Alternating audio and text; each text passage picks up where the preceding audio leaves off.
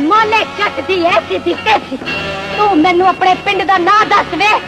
जे ओदा जनाजा तेरे पिंड लेके ना अपना ते मैनू नतनी ना मन्नी मौले नू मौला ना मारे ते मौला नहीं मर सकता पैना रब दे बाद ओनू सिर्फ मैं मार सकता किधरे भुलेखे च नूरी नत नू पेच के ओदा खाक ना करा लई नहीं कली रह जाएगी ते कम फिरा वर्गे ते गल पैरियां वर्गी तू जाके जट दे पिंड बह जावे जे जट ना मोया ते नत मैं आप मार दांगी एना समझाला रोशना